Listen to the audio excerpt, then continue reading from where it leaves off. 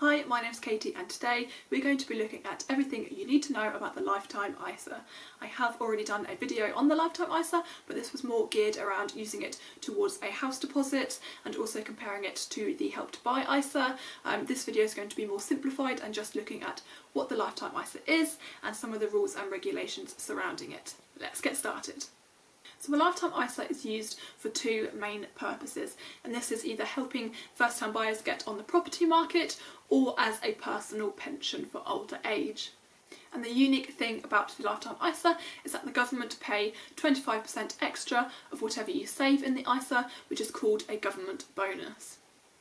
So how does this government bonus work? Well, the government pay 25% of whatever you save and they put it into your ISA along with your savings. But you are only allowed to withdraw this government bonus if you are using it for one of those two reasons that I just mentioned. Either if you are using it towards buying a first-time property, or if you are using it for a personal pension once you reach the age of 60. If you are withdrawing money for a reason that is not one of those two, then you do lose your government bonus.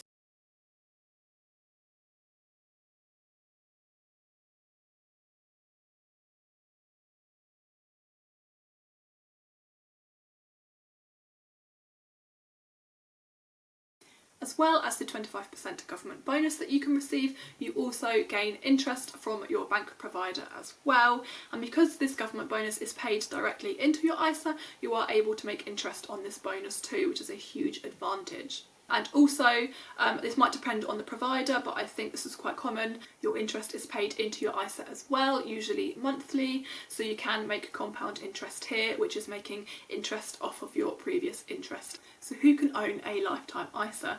Anybody between the ages of 18 and 49 are able to open and pay into a Lifetime ISA. Once you've had your 50th birthday, you are no longer allowed to pay into the Lifetime ISA, although you are still able to make interest on your savings in the account. Because the government are paying 25% of whatever you save, there is a cap on how much you are allowed to put into a Lifetime ISA every tax year, and this is currently £4,000 in the tax year 2021.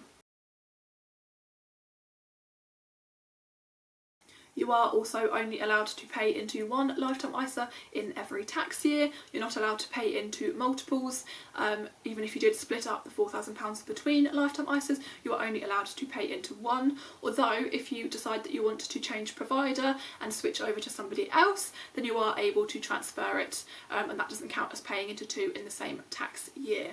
Something else unique about the Lifetime ISA is that you can choose between having a cash version of a Lifetime ISA or a stocks and shares version. But do be aware that if you were to choose the stocks and shares ISA, it can take a little bit longer to withdraw the money as you have to sell the investments first. Okay, so now I'm going to go into a little bit more detail about the circumstance surrounding when you can withdraw the government bonus. So the first is a personal pension. This one's quite simple and quite easy to explain. It is just once you reach the age of 60, you can then withdraw the money in dribs and drabs or as a lump sum if you wish, and then you won't lose out your government bonus.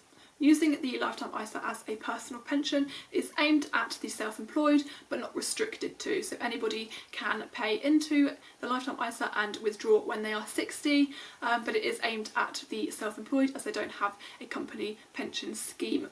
And you could also use it as a secondary pension if you really wanted to save for your old age. This is just a little bit extra that gives you a little boost to your savings.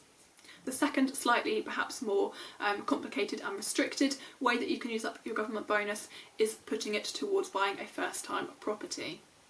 Firstly, it has to be your first time owning a property. You can't have had your name on a mortgage or associated with a home before this. Secondly, you have had to have opened the ISA at least 12 months before you used the ISA towards a property. And thirdly, the house value cannot exceed £450,000 in total, so any house that is valued over this, you are not able to use your ISA towards it. If you are looking to buy with somebody else, perhaps a partner, then you are able to both use Lifetime ISA towards it. If you both have one, you're able to merge them and both put them towards a property, so that's nice. And also the money goes straight from the ISA to the mortgage provider or the solicitor. It doesn't go through you to then pay as your, say, house deposit. And this just avoids people saying that they're going to use it for a house and then pocketing the money. I do think it's also important to add that you don't have to choose between either of those circumstances. You can use it towards a house and as a personal pension, but obviously you're only allowed to pay into one at a time, so you would probably have to get the house deposit done first, withdraw that money, and then either close that account and open a new one, or carry on paying into that lifetime ISA afterwards, and then that will become your personal pension for when you turn 60. Okay, that's all the information I have for you today. I hope that was helpful. As always, please do leave a comment if you've learned something new or have any questions. I'm always happy to hear your response, and give me a like and a subscribe.